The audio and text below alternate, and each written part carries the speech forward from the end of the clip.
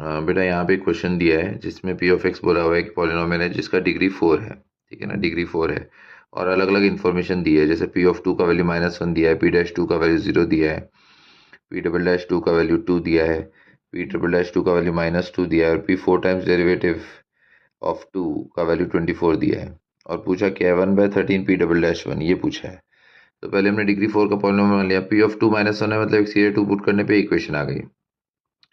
फिर P dash of 2 0 है तो डिफ्रेंशिएट किया, डिफ्रेंशिएट तो करना आता ही है, उसके बाद एक्स को 2 पुट कर दिया तो पी डैश 2 0, तो उससे हमें ये इक्वेशन मिल गई।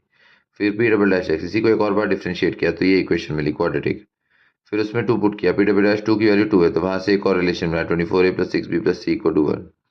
फिर पी डबल डैश को एक और बार डिफ्रेंशिएट किया तो पी ट्रिपल डैश एक्स मिला 24ax + 6b, उसमें पी ट्रिपल डैश 2 का वैल्यू -12 है तो वो ये रिप्लेस कर दिया, मतलब 8a + b का वैल्यू -2 मिल गया।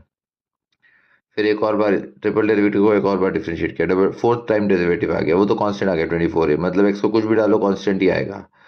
तो पी 4 टाइम्स 2 का वैल्यू 24 है तो 24 = 24 है, मतलब ए का वैल्यू 1 आ गया। फिर एक एक करके वैल्यू पुट कर देगा, जैसे इसका वैल्यू इसमें पुट किया तो यहाँ बी का वैल्यू मिल गया -10, अब ए और बी दोनों मिल गया। अब ए और बी दोनों की वैल्यू ऊपर वाली रिलेशन में इक्वेशन 3 में पुट करी, ये इक्वेशन में, तो वहां से सी का वैल्यू मिल गया 37। फिर ए बी सी तीनों आ गया। अब डी और ई निकालने की जरूरत नहीं है क्योंकि 1/13 पी डबल डैश 1 पूछा है जिसमें ए बी और सी आ रहे हैं। पी डबल डैश एक्स का वैल्यू ये है 12ax² + 6bx + 2c, तो अगर पी डबल डैश 1 चाहिए तो उसमें इसी एक्सप्रेशन में एक्स को 1 डाल देंगे, 12a + 6b + 2c और 1/13 बाद में। अब ए बी और सी जो निकाला है वो इसमें रिप्लेस कर दो, तो 1/13 और ये मिलता है 12 - 60 + 74, यानी 74 - 48, तो 26/13, मतलब फाइनल आंसर बेटा 2 आएगा। ओके।